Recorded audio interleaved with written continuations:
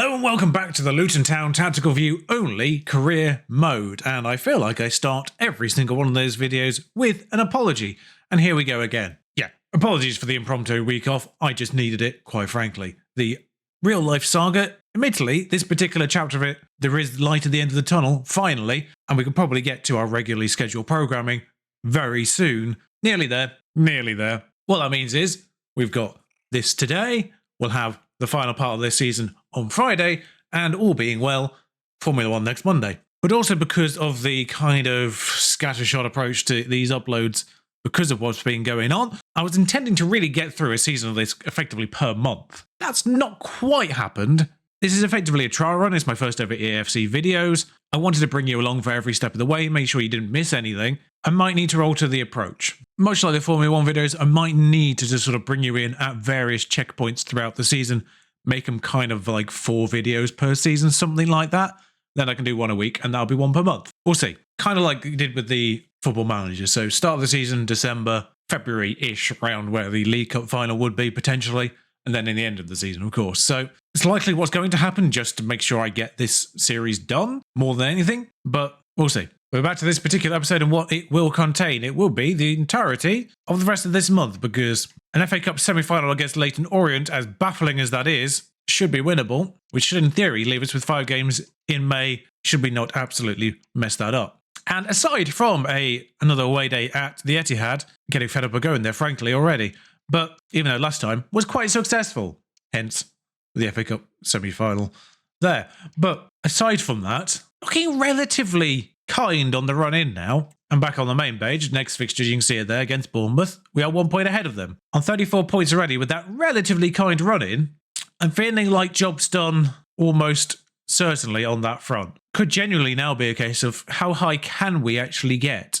Because we would have to bottle a 6-point gap on the bottom 3. 5 points if Chelsea were to win games in hand with that run in. At 34 points, I don't think top half is doable. Fulham 6 points ahead. But I think we could definitely join that fight, provided we actually don't mess things up. So let's not mess things up. Bournemouth now. Quick point on the youth thing, because I did mention it last time round. I did have a look around and I kind of forgot about the obvious thing. I realised there was no real consensus on when to promote them, but that's because I had overlooked this major point in the way the game functions these days. The end of season potential change obviously applies to all players that are in the actual squad. It doesn't apply to players that are in the youth squad. Therefore, as long as they're in the youth squad, their potential remains the same. So, realistically, whilst in previous, FIFAs as they were then, it may be beneficial to promote them before the end of the season. Obviously, there's still that annoying players getting restless, want to be promoted kind of message in your inboxes. That still happens, apparently. Can't believe they haven't dealt with that by now. But promoting a player and not giving them game time before the end of the season will massively detriment their potential alteration at the end of the season. So, it is better to not promote people, it seems, until the season is over. Because once they are promoted after the season is over, at the beginning of next season, we can get them out on loan and get them that game time and therefore get them that potential. So that's where that stands. Anyway, Bournemouth. This is even quite a Costa. I think I knew that because I think he was somebody that was running out of contract at the end of December and therefore was on my radar because of that. And I think I knew that because it said joining Bournemouth. But we've looked after our players in the meantime, which means we do get to run out as we want to. This is dramatic. No idea what that was about. We've got a Tifo again. I don't know who it is. It's really weird that they put that Tifo up there and then never focus on it. I do think it was the same one, therefore I think it was Sabri Lakonga. But yeah, you think that'd be a major part of the pre-match cinematic, was the fact that they had one up and they would have actually focused on it. But no, it was just randomly in the background and they didn't care about it. It is Bournemouth with the early pressure here, which I don't enjoy. Mostly because it will end up in a goal, because we leave acre of space there for them to slot that in. But yeah, welcome back everyone. Stars you mean to go on. Ginetti's behind Brooks, which is interesting for a defender. I have to say, not really the optimum position for a defender to be there, is it? Usually helpful if you stay goal side of the attacker.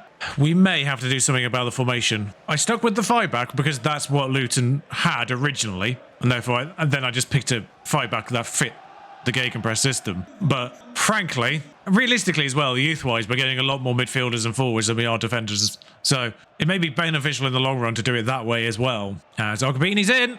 We're getting the greatest hits, really, here in this first video back after a little impromptu time off. The wide open spaces in defence, causing us to concede, and then Obini getting a goal for us. The greatest hits of Luton Town's Premier League season. Apologies for the lighting change, I only just realised my lights turned off. I don't know when that happened. It may have even before I started recording. Weird thing to not notice.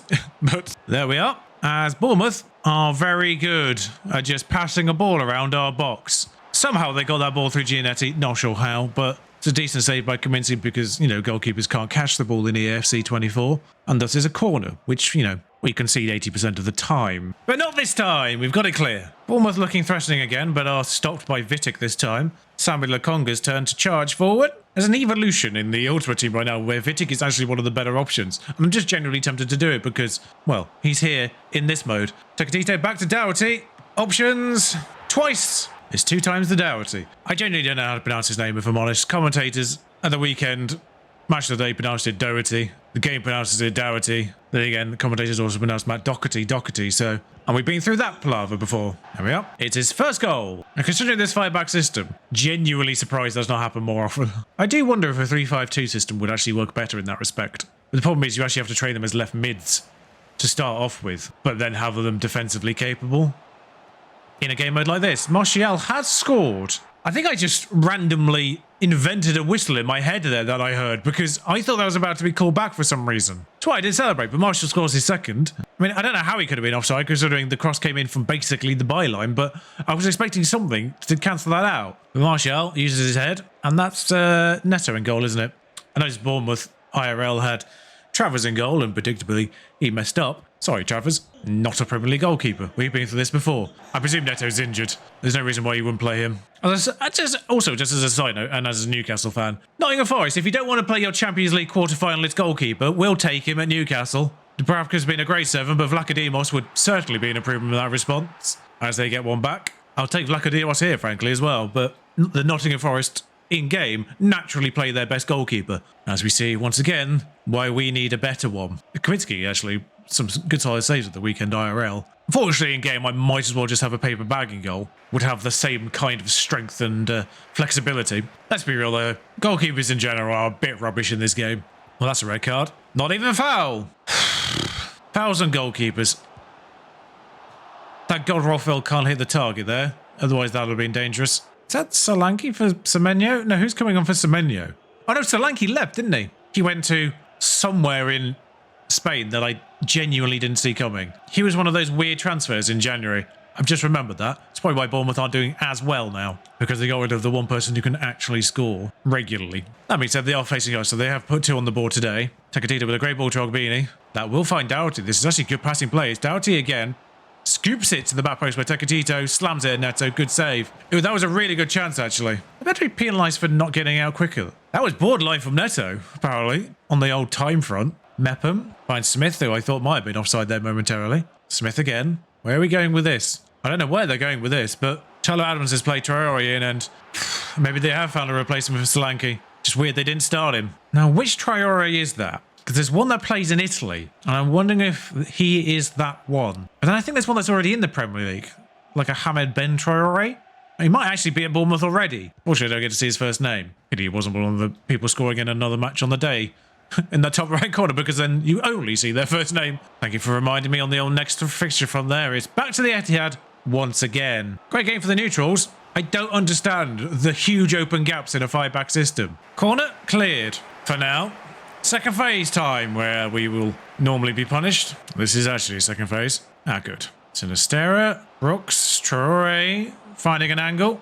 Blocked by Giannetti. 5 minutes more on the clock. Another corner. Make a couple more substitutions, get the tired boys off. Although Brooks is absolutely knackered, the one taking it. For them, as is Mepham. They've really run their lads ragged, apparently, today. Acosta's blocked down by Giles, who does get it to Ogbini. That's a good move. Gets it out of his feet, gets it to Chavez, weirdly passes it back to Giannetti, who's already under pressure. But it's put forward to Adebayo. That's Barkley in now. Still Barkley. He's gone all the way. Smashed it, Neto. Corner for us.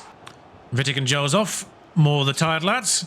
Cliver on for them, who I really thought might be a starter for Bournemouth. Sambi Lokonga out to Wagner, who's just come on. Good ball into Chavez. He's been kind of fumbled by Smith. Clean enough that it wasn't a foul or a penalty. Even on the old visual animations, that looked clean enough to me. Tom Kenny puts, I presume that to be, full up against Newcastle. Newcastle at the top end of the table, of course. Oh, proper top end. I think Liverpool have won the title already. Well, I think Liverpool are on course to winning the title, but I think Newcastle might be second, or it was Man City that was second. I forget which way around that happened, but the team in second has split away from the team in third now. There's one last chance to get this forward. Out to the right-hand side. Please keep going forward here. Let's not go backwards. This will be the last attack of the game. Adebayo to win it at the last. He's in the post. Oh my God, what's happened? Well, Adebayo's celebrating, but it's not the greatest advertisement for EAFC, this, is it? I mean, yeah. Neto. Oh dear. I'll be honest, that should have been a goal, but not because of Neto smashing it into his own net. That should have been a goal because one of the Luton players should have kept attacking that, but none of them did. Once Adebayo took his shot, nobody moved attacking-wise. But if literally any of our players had gone for the follow-up there, as they should do, as a striker in particular, that would have gone in the goal anyway. Newcastle equalised against Fulham in the end. We'll take the 3 points. Just to double check, it was Newcastle that split off from third. And in fact, Manchester City have fallen to fourth, not even third anymore. Liverpool, as I say, on course for the title, 12 points clear. Our home away from home, the Etihad awaits us again, third time this year. And to be fair, we've been competitive every time we've been here. This is the league, they're fighting for it. Not expecting this one to be particularly tight. Because, let's be honest, the 2 times we've been here in the 2 cups, they've rotated. Admittedly, last time they had Haaland and we did beat that team, but yeah.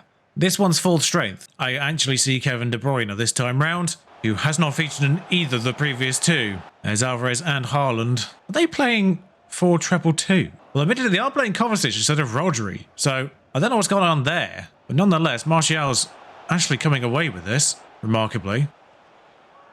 Gvardiol's absolutely murdered whoever that was on the right-hand side. And a yellow. Phil Foden should get a yellow as well for a dissent there, but Gabe's not put that in. Yeah, absolutely wiped him out. Not a red though, really. It was knee to the back of the leg, not studs. Why does that look like Martial? It is Martial taking this. Why? City player or goalkeeper under that? I don't know quite who got there first, but Vitic does get there ahead of Haaland, who gives it to Giles, who walks into Walker. Unfortunate, more than anything. And now City break. Manchester City only conceded 35 in 31, one of the best defensive records in the league, according to that graphic there. Up against probably the worst.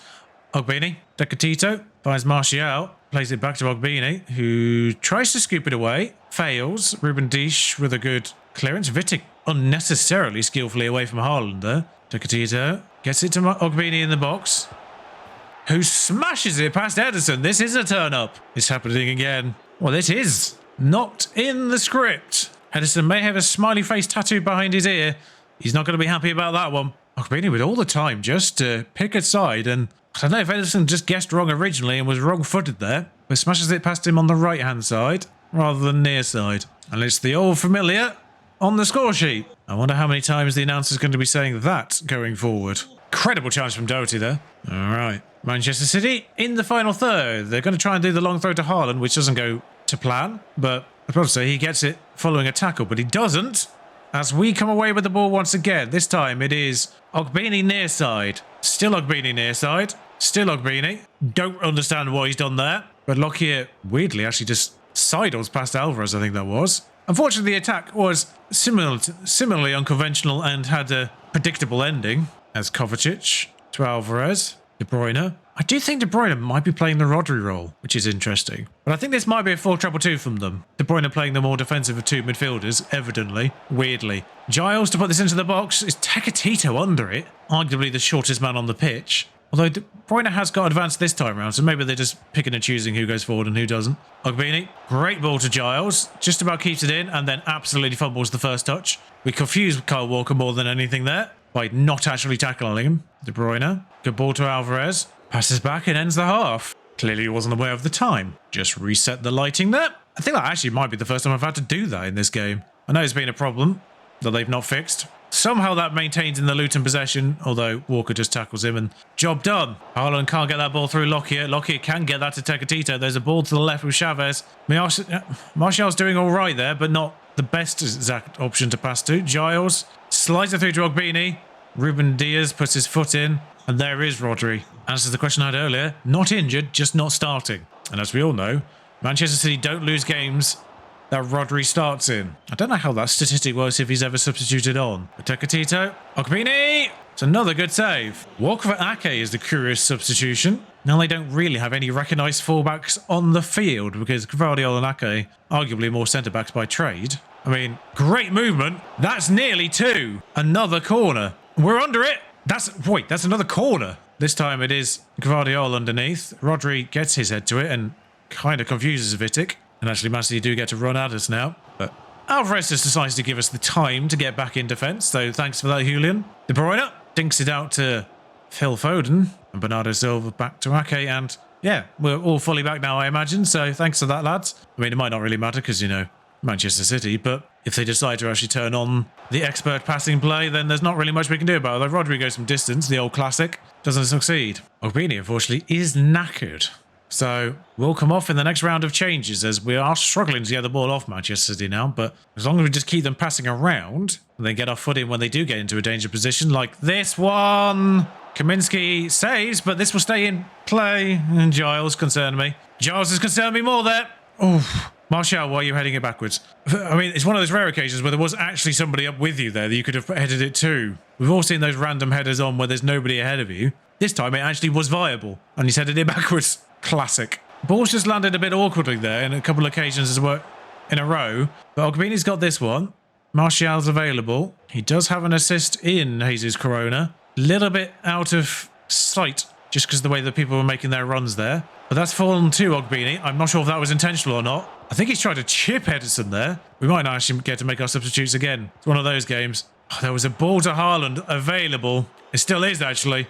Nobody's covered him yet. Thankfully, Phil Foden's taken an absolute age to get that ball in the box, and we've managed to get it out for a throw-in. Quite frankly, if Foden had released that immediately, Haaland was in one-on-one. Thankfully, he didn't. Smashes it against the defender. Martial clears. 2 minutes on the clock, added time-wise. So there'll be one last attack here from Manchester City. We won't get an opportunity to get a second. We've just got to stop this one from going in. And that was enough of a pass back for the referee to call time. It's happened again, folks. That tiny sliver of orange in the Etihad, walking away the happiest. It's an unbelievable victory. Because this was a full-strength Manchester City. It wasn't even rotated. And it's you-know-who on the score sheet once again. Newcastle lose. That might just basically gift Liverpool the title already. What was the thinking behind subbing Ogbini today? The fact he was on less than 50% fitness by the point when I was actually substituting him off? We turn our attention to the FA Cup, where Leyton Orient are regarded as mid-60s. Wembley Stadium, regardless of the fact that this is a semi-final, of course, still Wembley Stadium. Mostly because I didn't change to the rotated squad on the team sheets before doing the press provens. I have kept the 3 people that get press proven from the pre-game training drill thing on the field. So Martial, Chavez and Jesus Corona remain. The rest of the team is rotated. So all 3 defenders, the goalkeeper, both wing-backs, and the other striker and midfielder have been rotated out. But it does mean the rotated players in are still in their 70s, apart from Krul, who has dipped to a 69. Should be strong enough. Should be strong enough. But yeah, we still keep the 80s of Chavez and Tecatito, and the 81 now of Martial. Getting him game time actually popped him up a point. You're welcome, Manchester United. You're welcome. And there he is, just nabbing that ball off the Leyton Orient player. You have to admit, I'm not familiar with their squad at all, so I won't be able to point them out from name or number. Face or number. But I can read, so Moncourt to Brown. Sotiriou. The Cypriot, I believe, actually. He's the one person I am vaguely familiar with, just because I like to pay attention to the Cypriot players. Osho, who's that clear? And it is Mizuni, Brown, Sotiriou. I am a little concerned about how much possession Leyton Orient had already. We're 25 minutes into the game. We had to have a shot. Mind you, so were they. But Wagner, who literally just came to me saying if he doesn't get more game time, he'll have to consider leaving. I don't think he's on a crucial contract, which is what's confused me there mostly. Not really showing why he deserved to be in the team, as he just hoosted out the Leyton Orient player rather than the target, which was actually us. Oh, Aguier. Actually, I recognise him as a former youth prospect of a Premier League team. I want to say either Burnley or West Ham. It's a claret and blue team. Cabore, Sanchez. I just remember him from Football Manager as being an acquirable when his contract runs out. I think Cabore's broken. He just seems to be stuck on the spot, going around in circles, but he's managed to move inwards finally.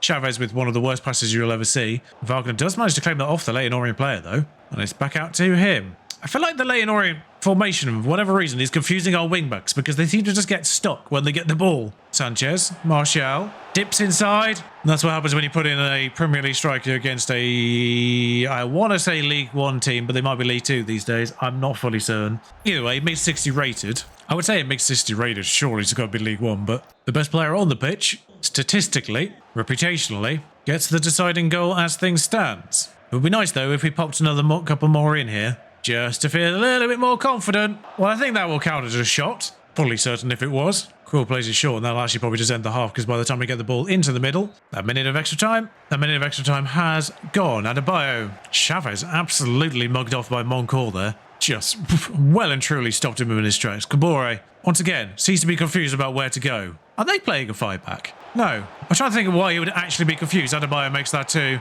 That one's easy as you like. Like, I know they beat Stockport in the quarterfinals, so they're not like they had a high-quality opponent there, but they must have had a high-quality opponent somewhere that they've had an upset against. I will check their run after this, as the game's gone to great expense to simulate the Leyton Orient goalkeeper kit. Maybe that's genuinely the goalkeeper kit. Simplicity at its finest. As was the goal, really. I mean, realistically, attribute-wise, I've run out here with a stronger striking lineup than I usually do, because Adebayo's 75 rated, whilst Ogbini's only 72.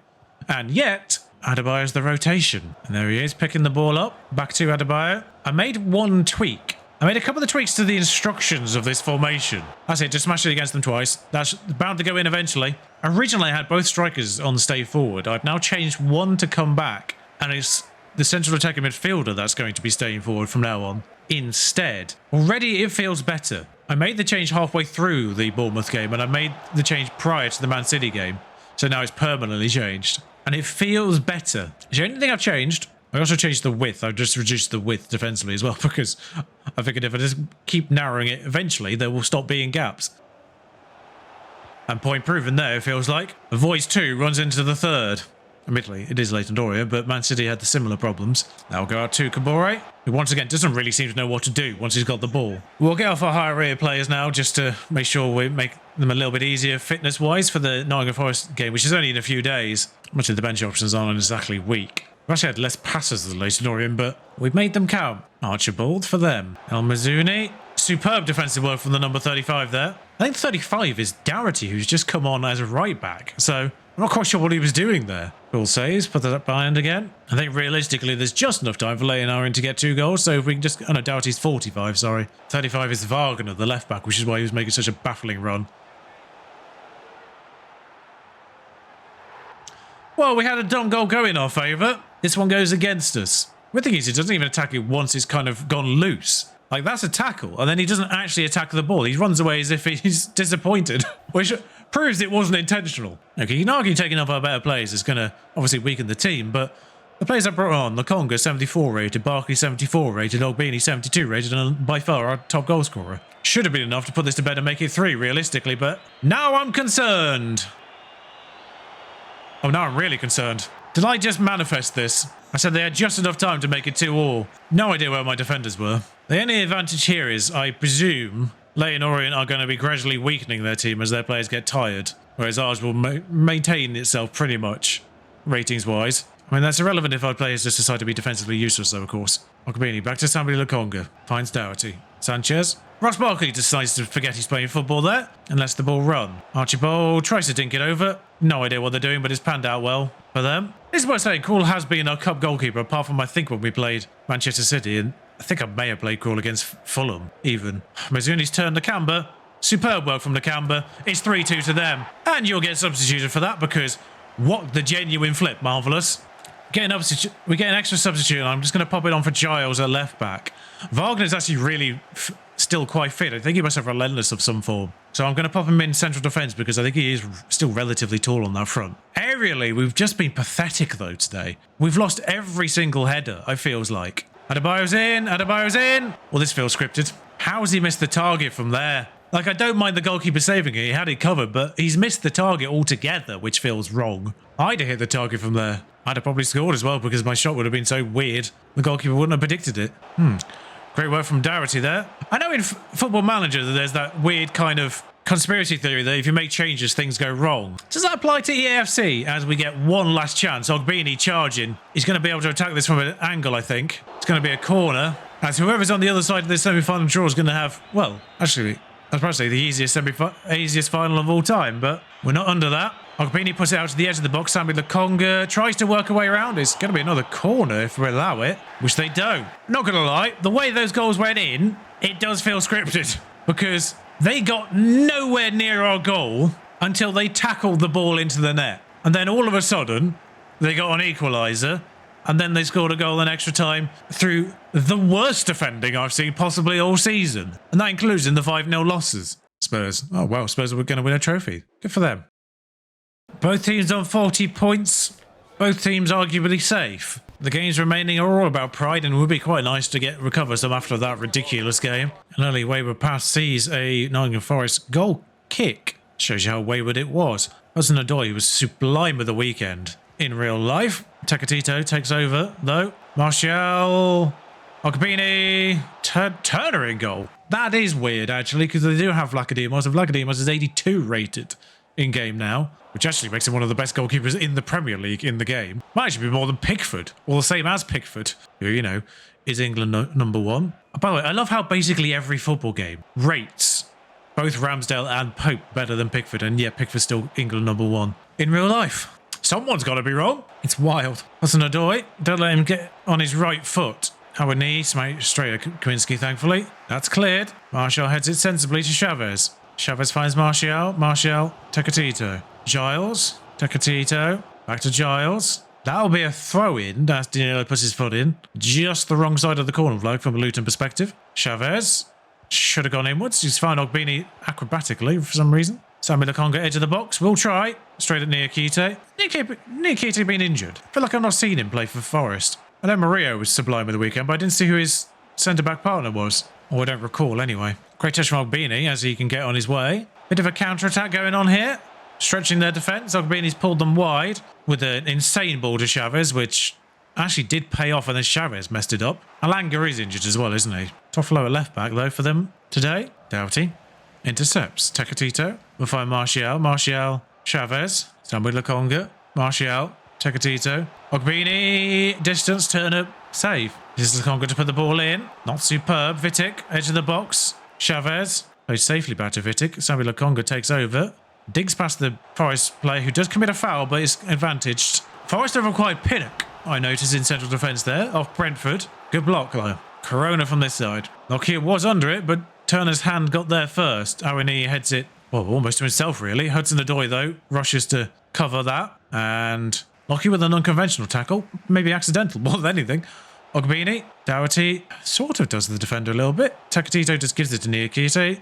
Not helpful. And arguably a little bit cagey first half there. Considering both teams have 40 points, you kind of feel like they might go for it at this stage of the season. Try and get as much of a flourish of a finish as possible. Oh, it was Willy Bolly, wasn't it? He's at Forest now. That's who was in centre-back, I think. I can't see who Niakite's centre-back partner is today, though. Oh, it's Pinnock, isn't it? Yeah. What am I talking about? We just saw that. Martial fumbles it to Takatito, who then kicks it out. McKenna. Actually, they play 5-back. McKenna, I think, in real life has gone on loan to Copenhagen, if I'm not mistaken. It's a weird loan, but we'll allow it. Their fullbacks are getting up the picture. I think they might be playing a similar formation, actually. If not the same formation. I suspect they're playing a 5-back system that has wingers as well, due to Hudson-Odoi and Alanga being on the field. Yep.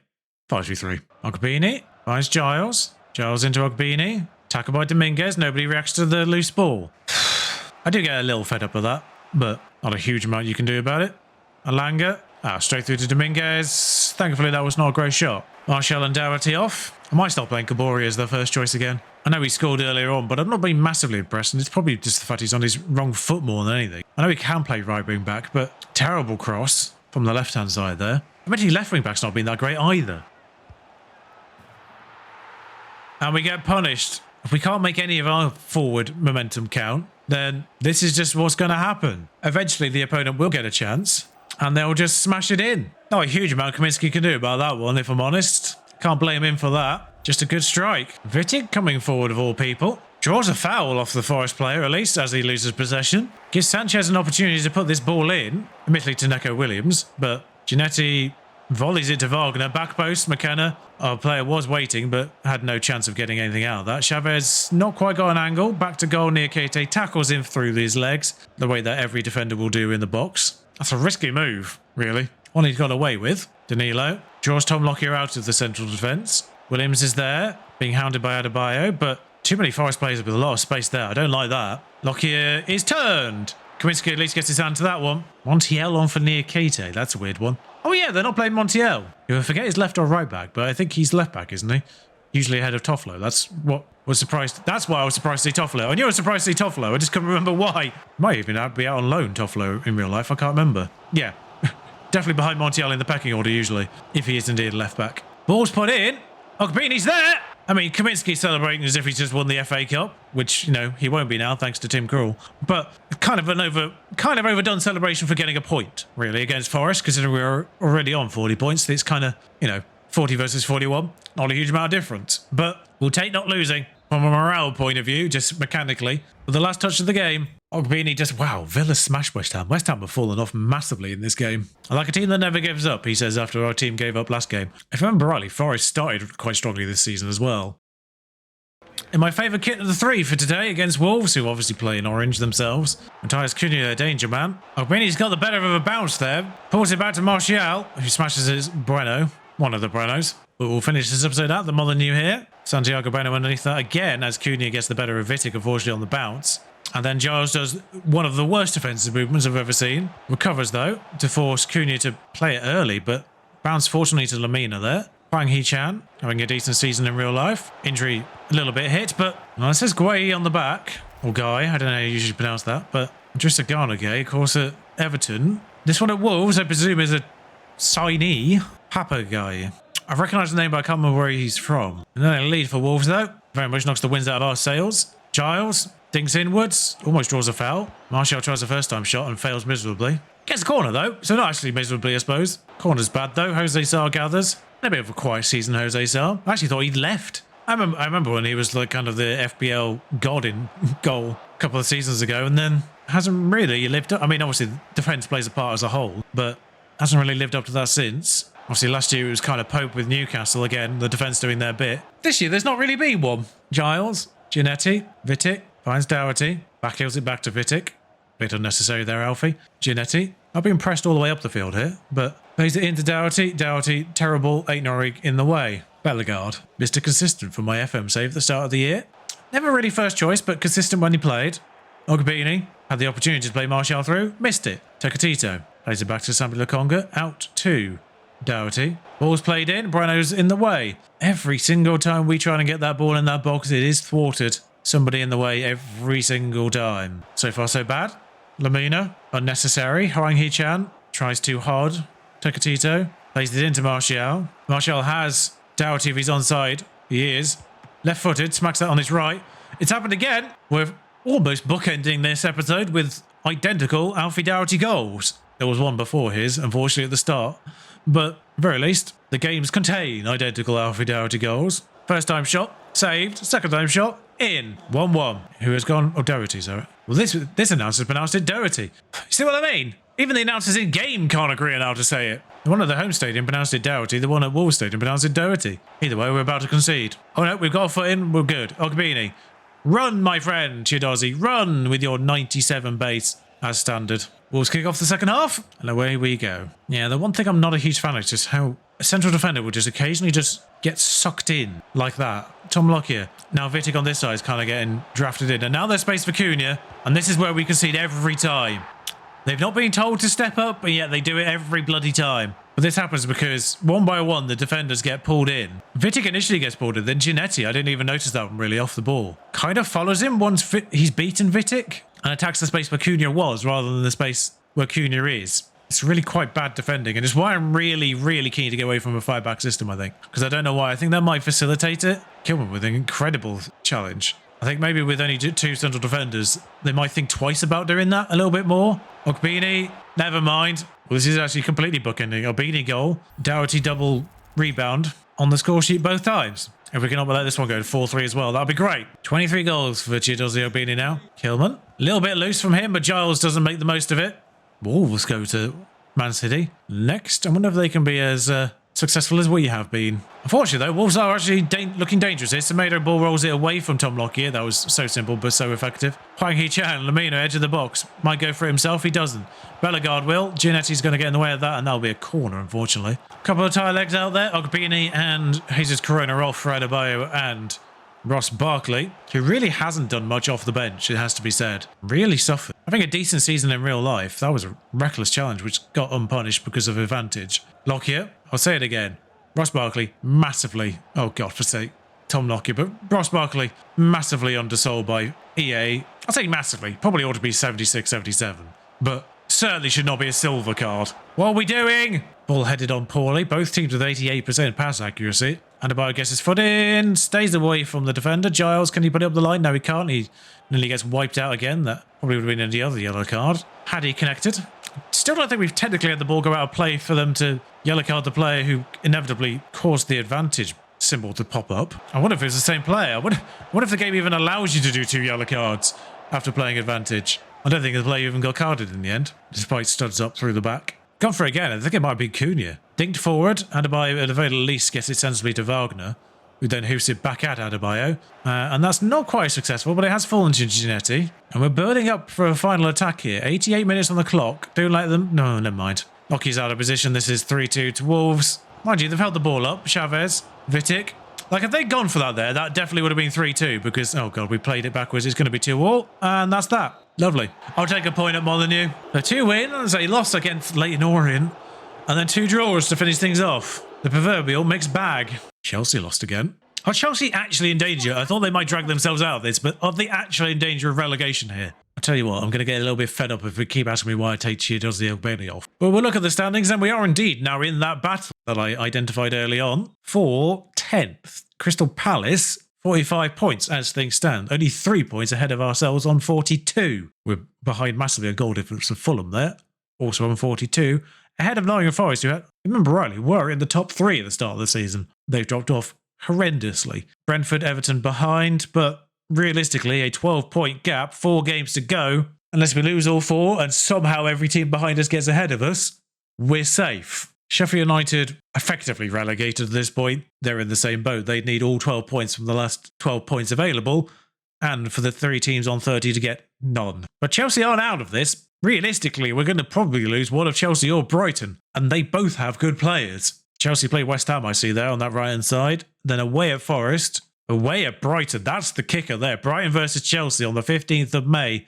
That might decide who goes down. And Chelsea play Bournemouth on the final day. Brighton play Manchester United. So not easy for Brighton. Quickly check their other fixture. Away at Newcastle. And then at home at Villa. Gotta be said, Brighton's fixture's a lot worse than Chelsea's. It is very much a fight for those European places actually now. Newcastle 66, Manchester City and Arsenal on 64, and Manchester United. Aston Villa on 60, West Ham 58, Spurs 56. That top 8, obviously Spurs versus Newcastle 10 points, but for the respective European places, Spurs could win the FA Cup of course. I believe Liverpool won the Carabao. I forgot to actually check their full run for Leyton Orient. They did beat West Ham, that was the big scalp. Forest Green round 4, Wrexham round 3. So round 3 and 4 winnable games with Leyton Orient, and then round 5 with the big scalp, and then obviously us in the semi-finals.